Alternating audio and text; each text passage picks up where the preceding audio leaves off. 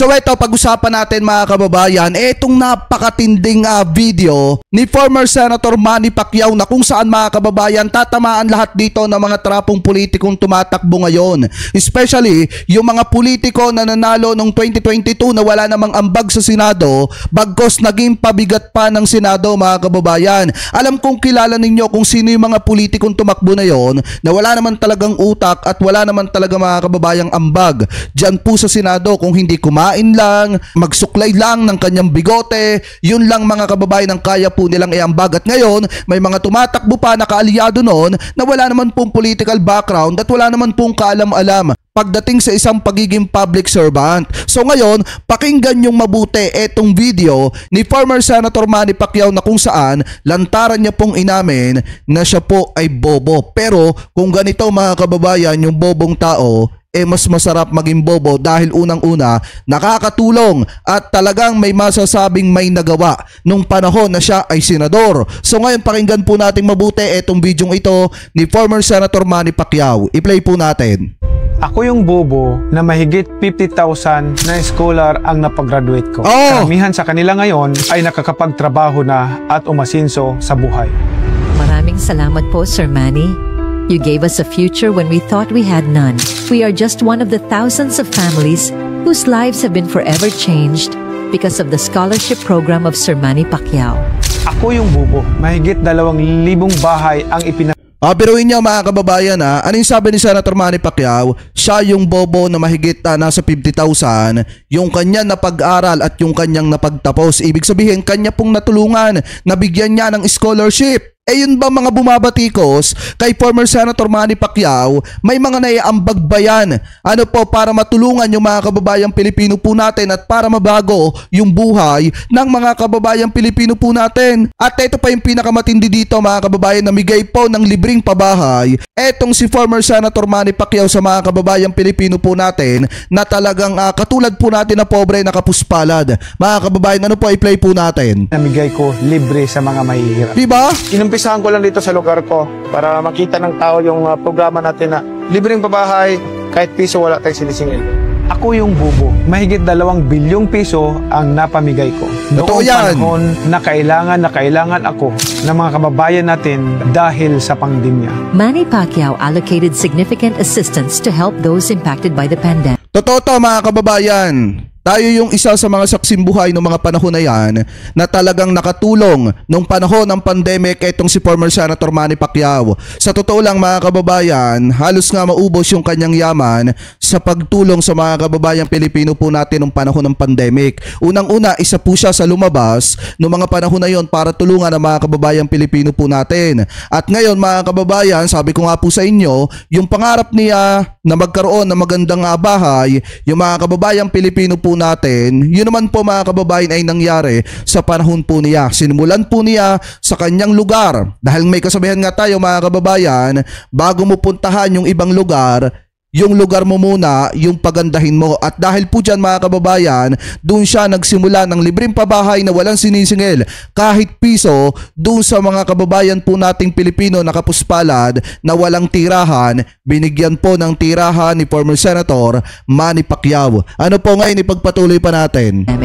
Ako yung bobo dahil mahigit 200 milyong piso ang naitulong ko sa mga mahihirap na may sakit. Diba? Ako yung bobo dahil mahigit 200 milyong piso na pangpuhunan sa mga mahihirap na bawat.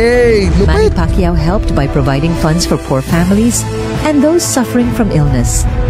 Oo, ngayon, inaamin ko na ako ay bobo. Buksingerong obses na mabigyan ng oportunidad ang mga mamamayang Pilipino na naghihirap. Dito na ako.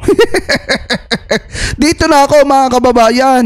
Kung ganito lang yung bobo na maraming nagawa, maraming natulungan at maraming nabigyan ng pagkakataon na magkaroon ng pag-asa sa kanilang pang-araw-araw na pamumuhay, dito na po ako sa ganitong klase ng bobo. Kaysa naman yung literal na mga bobo dyan na tumatakbong senador na wala naman talagang plataforma. Saan ka ba naman nagkatala, tumatakbo kang senador pero wala kang solidong plataforma? Ibig sabihin, wala kang matibay na plataforma para sa mga kababayang Pilipino natin. Ang isa pa dyan, ang inaatupag ninyo, unang-una, talagang magkaroon ng posisyon lang sa gobyerno at hindi ninyo talaga intensyon na tulungan yung mga kababayang Pilipino po natin. Unlike kay former Senator Manny Pacquiao na talagang nasa sa puso na po niya yung pagtulong niya, maging politiko man siya or hindi. Kahit nung boksingero pa siya mga kababayan, talagang namimigay na po siya ng tulong sa mga kababayang Pilipino po natin at talagang tinutulungan na po niya ang sambayan ng Pilipino kahit nung hindi pa po siya politiko. At ngayon mga kababayan, nasa sa puso pa rin po niya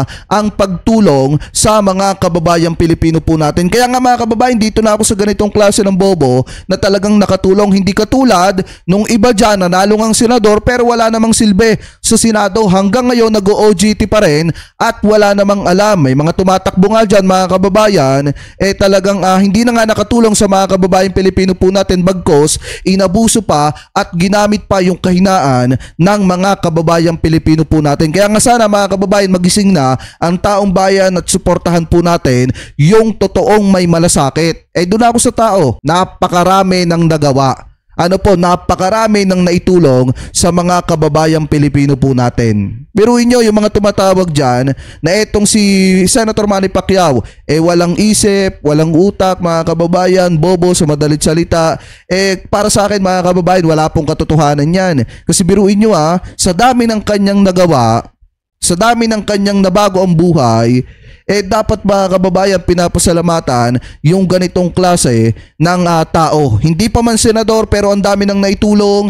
Dapat po yan mga kababayan ay binibigyan ulit ng pagkakataon para ituloy yung kanyang nasimulan na serbisyong tapat sa mga kababayang Pilipino po natin. Kaya sana suportahan po natin ngayong darating na Mayo 12 eto pong si Senator Manny Pacquiao, number 50 sa balota, at tangkilikin natin mga kababayan yung kanya mga adikain at gustong mangyari sa bansang Pilipinas na kung saan tulungan ang mamamayang Pilipino. Take note po hindi po pro-China etong si former Senator Manny Pacquiao. Ito po ay literal na pro-Pilipino at pro-Pilipinas. Kaya nga sa mga kababayang Pilipino po natin, saglip na bumoto kayo ng pro-China, ng ending ilalaglag ang bansang Pilipinas, mas piliin nyo na po yung pro-Pilipino na may pagmamahal sa sambayan ng Pilipino at sa Republika ng Pilipinas at sa bansang Pilipinas. So ngayon mga kababayan, punta naman po tayo dito sa next topic po natin bago po tayo pansamantalang magpaalam. Sana mga kababayan suportahan po natin ito pong One Pac Man Party List dahil subok na po natin ito sa napakahabang panahon. Ang katunayan po mga kababayan ng kanilang hindi matatawarang serbisyo sa mga kababayang Pilipino po natin ay ito po mga sumusunod: 55,000 individual help with medical and hospital bills in more than 50 hospital. 62,500 individual help with pre-medicine. 7,200 na nabigyan ng pre-lab procedure at 1,750 ang naging beneficiaries po ng kanilang programa na Save a Heart. Ang isa pa po dyan mga kababayan, etong 12,680 individual ang nabigyan po nila ng libreng operasyon at 35,720 ang nabigyan ng pre-dialysis mga kababayan. At dito pa, pagdating naman po sa usaping trabaho, 90,000 ang nabigyan po ng libreng trabaho ng One Pac Man Party List. At pagdating naman po mga kababayan sa pagbibigay ng financial aid, 50,000 naman po ang nabigyan nila ng financial aid ng mga kababayang Pilipino po natin. So yan yung mga nagawa mga kababayan ng One Pac Man Party List. Pagdating naman po sa sipag sa Kamara, nakapagpasa po mga kababayan ng 1,000 na panukalang batas. Ito pong si Congressman Mikey Romero mga kababayan ng One Pac Man Party List, at 1,200 na po dito yung enacted mga kababayan. At take note mga kababayan, isa rin po siya sa nasa sa likod ng batas na hanggang ngayon ay nakakatulong sa mga kababayang Pilipino po natin. Yun po yung Pantawid Pamilyang Pilipino Program or yung tinatawag na 4Ps na hanggang ngayon po ay napapakinabangan pa ng mga kababayang Pilipino po natin. Kaya sana suportahan po natin sa darating na Mayo 12 ito pong One Pac Man Party List. Subok na po yan sa napakahabang panahon ng kanilang pagsiservisyo. So kayo mga kababayan, ano pa ang komento po ninyo hingil po sa lumabas na video ni Senator Manny Pacquiao na bobo pero sobrang dami pala ng nagawa mga kababayan? At ano rin po masasabi ninyo hingil po dito sa napakarami ding nagawa ng One Pac Man Party List? So comment below na lamang po kung ano po masasabi nyo hingil po sa mga topic na yan na tinalakay po natin. At bago po tayo pansamantala magpaalam, maraming salamat po sa walang sawang pagsuporta at pagmamahal dito po sa ating YouTube channel. Thank you po. Ingat po kayo palagi. God bless po. Thank you po. Maraming salamat po.